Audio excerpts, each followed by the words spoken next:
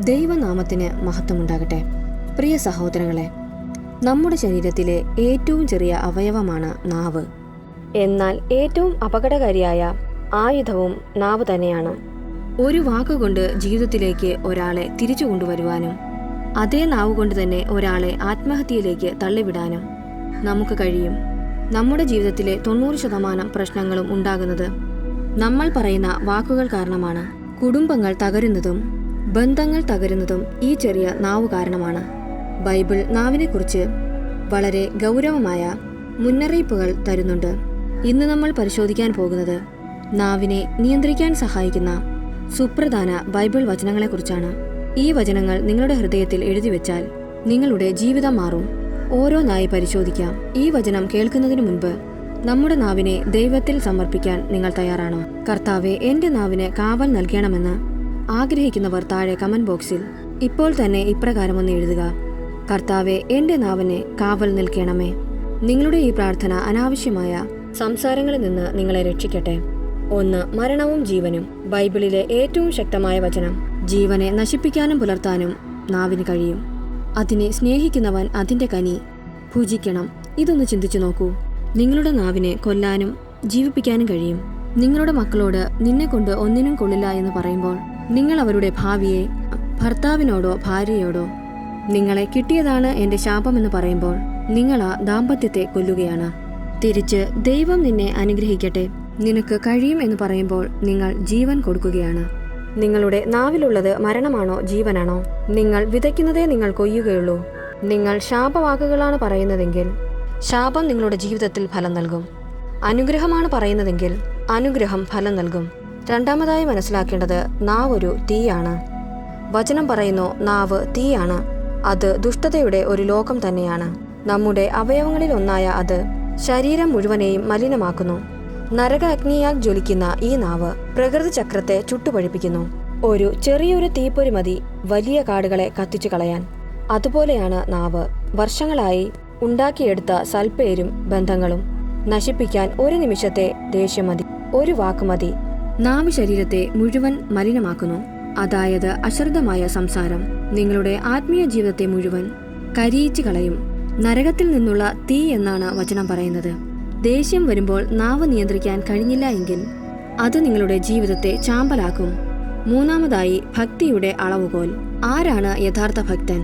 യാക്കോബ് 1:26 താൻ ദൈവഭക്തനാണെന്ന് ഒരുവൻ വിചാരിക്കുകയും തന്റെ നാവിനെ നിയന്ത്രിക്കാതെ സ്വന്തം ഹൃദയത്തെ വഞ്ചിക്കുകയും ചെയ്താൽ അവന്റെ ഭക്തി വ്യർത്ഥമത്രേ. പള്ളിയിൽ പോകുന്നുണ്ടാകാം, പ്രാർത്ഥിക്കുന്നുണ്ടാകാം, ഉപവസിക്കുന്നുണ്ടാകാം, പക്ഷേ നാവിന് കടിഞ്ഞാണിടാൻ കഴിയുന്നില്ല എങ്കിൽ ആ ഭക്തിക്ക് യാതൊരു വിലയുമില്ല എന്ന് ദൈവം പറയുന്നു.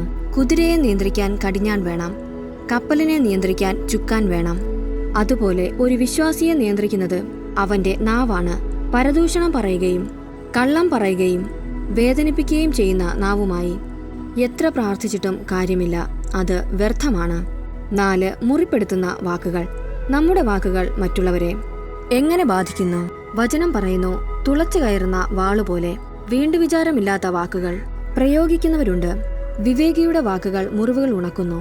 ചിലരുടെ വാക്കുകൾ വാൾ പോലെയാണ്, കുത്തിക്കയറും. നീ മരിച്ചുപോയെങ്കിൽ നന്നായേനെ, നിനക്ക് സൗന്ദര്യമില്ല, നിനക്ക് ബുദ്ധിയില്ല. ഇത്തരം വാക്കുകൾ ഹൃദയത്തിൽ ഏൽപ്പിക്കുന്ന മുറിവ് ഉണങ്ങാൻ വർഷങ്ങളെടുക്കും. എന്നാൽ ജ്ഞാനിയായ മനുഷ്യന്റെ നാവ് മരുന്ന് പോലെയാണ്. തകർന്ന മനസ്സിനെ ആശ്വസിപ്പിക്കാൻ, സമാധാനിപ്പിക്കാൻ ഉപയോഗിക്കുന്ന നാവ്. സഹോദരങ്ങളെ, നിങ്ങളുടെ നാവ് മരുന്നാണോ അതോ വാളാണോ? 5. നല്ലത് മാത്രം സംസാരിക്കുക. എന്താണ് നമ്മൾ സംസാരിക്കേണ്ടത്? വചനം പറയുന്നു, നിങ്ങളുടെ അധരങ്ങളിൽ നിന്ന് തിന്മയുടെ വാക്കുകൾ പുറപ്പെടാതെ ഇരിക്കട്ടെ. കേൾവിക്കാർക്ക് ആത്മീയ ചൈതന്യം പ്രദാനം ചെയ്യുന്നതിനായി അവരുടെ ഉന്നതിക്ക് ഉതകും വിധം നല്ല കാര്യങ്ങൾ സന്ദർഭമനുസരിച്ച് സംസാരിക്കുക. ബൈബിൾ പറയുന്ന നിയമം ലളിതമാണ്. നിങ്ങൾ പറയാൻ പോകുന്ന കാര്യം കേൾക്കുന്ന ആൾക്ക് ഗുണകരമാണോ അതവരെ പടുത്തുയർത്തുമോ? അല്ലെങ്കിൽ അത് പറയരുത്. പരദൂഷണം, അശ്ലീല സംസാരം, കളിയാക്കൽ ഇതൊന്നും ദൈവഭക്തന് ചേർന്നതല്ല. ദൈവം തന്ന നാവ് ദൈവത്തെ സ്തുതിക്കാനും മറ്റുള്ളവരെ ബലപ്പെടുത്താനുമുള്ളതാണ്. 6. സൗമ്യമായ മറുപടി. വഴക്കുകൾ ഒഴിവാക്കാൻ എന്തു ചെയ്യണം? വചനം പറയുന്നു, സൗമ്യമായ മറുപടി ക്രോധം ശമിപ്പിക്കുന്നു, പരുഷമായ വാക്ക് കോപം ഇളക്കിവിടുന്നു. കുടുംബ വഴക്കുകൾ ഉണ്ടാകാൻ പ്രധാന കാരണം അവൻ ഒന്ന് പറഞ്ഞാൽ ഞാൻ രണ്ടു പറയും എന്ന വാശിയാണ്. തീയിൽ എണ്ണ ഒഴിക്കുന്നത് പോലെയാണത്. എന്നാൽ ആരെങ്കിലും ദേഷ്യപ്പെട്ട് സംസാരിക്കുമ്പോൾ തിരിച്ച് വളരെ ശാന്തമായി മൃദുവായി ഒരു മറുപടി കൊടുത്തു നോക്കൂ, അവിടെ തീ അണയും. ശക്തിയുള്ളവൻ ഒച്ച വയ്ക്കുകയല്ല, മറിച്ച് ക്ഷമിക്കുകയാണ് ചെയ്യുന്നത്. നിങ്ങളുടെ സൗമ്യമായ വാക്കിന് വലിയൊരു യുദ്ധത്തെ അവസാനിപ്പിക്കാൻ കഴിയും. 7 വിധി ദിവസത്തെ കണക്ക്. വളരെ ഭയപ്പെടുത്തുന്ന ഒരു വചനം. മത്തായി 12:36. ഞാൻ നിങ്ങളോട് പറയുന്നു, മനുഷ്യർ പറയുന്ന ഓരോ വ്യർത്ഥവാക്കിനും വിധി ദിവസത്തിൽ കണക്ക് കൊടുക്കേണ്ടി വരും.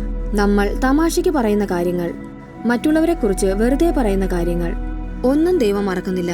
ഓരോ വാക്കിനും റെക്കോർഡ് സ്വർഗത്തിലുണ്ട്. നമ്മളുടെ വാക്കുകൾ കൊണ്ടാണ് നമ്മൾ നീതീകരിക്കപ്പെടുന്നതും ശിക്ഷിക്കപ്പെടുന്നതും. ഈ ബോധ്യമുണ്ടെങ്കിൽ ഓരോ വാക്കും നമ്മൾ സൂക്ഷിച്ചു മാത്രമേ ഉപയോഗിക്കൂ. 8 ഉപ്പ് കലർന്ന സംസാരം. നമ്മുടെ സംസാര ശൈലി എങ്ങനെയായിരിക്കണം? വചനം പറയുന്നു, നിങ്ങളുടെ സംസാരം എപ്പോഴും കരുണാമിശ്രിതവും ഹൃദ്യവും ആയിരിക്കട്ടെ. ഓരോരുത്തരോടും നിങ്ങൾ എങ്ങനെ മറുപടി പറയണമെന്ന് മനസ്സിലാക്കിയിരിക്കണം. ഉപ്പില്ലാത്ത ഭക്ഷണം ആർക്കും ഇഷ്ടപ്പെടില്ല. അതുപോലെയാണ് കൃപയില്ലാത്ത സംസാരം. നമ്മുടെ വാക്കുകളിൽ സ്നേഹത്തിന്റെ ഉപ്പ് ഉണ്ടായിരിക്കണം. സത്യം പറയണം, പക്ഷേ അത് സ്നേഹത്തിൽ പൊതിഞ്ഞു പറയണം. നമ്മുടെ സംസാരം കേൾക്കുമ്പോൾ മറ്റുള്ളവർക്ക് ക്രിസ്തുവിനെ അനുഭവിക്കാൻ കഴിയണം.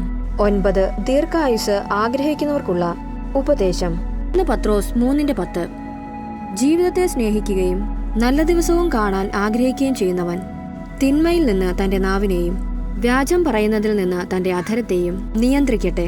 നിങ്ങൾക്ക് സന്തോഷമുള്ള ജീവിതം വേണോ, ദീർഘായുസ് വേണോ എങ്കിൽ ആദ്യം ചെയ്യേണ്ടത് നാവിനെ നിയന്ത്രിക്കലാണ്.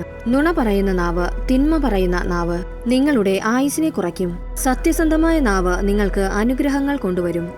10-ാമതായി കാവൽ പ്രാർത്ഥന. നമുക്ക് എങ്ങനെ നാവിനെ നിയന്ത്രിക്കാം? സങ്കീർത്തനം 141:3. കർത്താവെ, എന്റെ നാവിനെ കടിഞ്ഞാണിടണമേ, എന്റെ അധര കവാടത്തിന് കാവൽ ഏർപ്പെടുത്തണമേ. നമുക്ക് സ്വന്തം ശക്തി കൊണ്ട് നാവിനെ നിയന്ത്രിക്കാൻ കഴിയില്ല. പരിശുദ്ധാത്മാവിന്റെ സഹായം വേണം. വേദനയുണ്ടാക്കുന്ന വാക്കുകൾ സംസാരിക്കുന്നതിന് മുൻപ് പരിശുദ്ധാത്മാവ് നമ്മുടെ നാവിനെ തടയണം. പ്രിയ സഹോദരങ്ങളെ, ഈ 10 വചനങ്ങൾ വെറുതെ കേട്ടുപോകാനല്ല. നാവ് ചെറിയ അവയവമാണ്, പക്ഷേ അത് നമ്മുടെ സ്വർഗയാത്രയെ തീരുമാനിക്കും. സഹോദരങ്ങളെ, ഇന്നു മുതൽ നമുക്ക് തീരുമാനിക്കാം, എന്റെ നാവുകൊണ്ട് ഞാൻ ആരെയും വേദനിപ്പിക്കില്ല. ഞാൻ ജീവൻ മാത്രമേ സംസാരിക്കൂ, മരണത്തെ സംസാരിക്കില്ല. കേട്ട വചനത്താൽ നമ്മെ ഓരോരുത്തരെയും നമ്മുടെ നാവുകളെയും ദൈവം അവിടുന്ന് കാത്തു സൂക്ഷിക്കുമാറാകട്ടെ. ആമേൻ.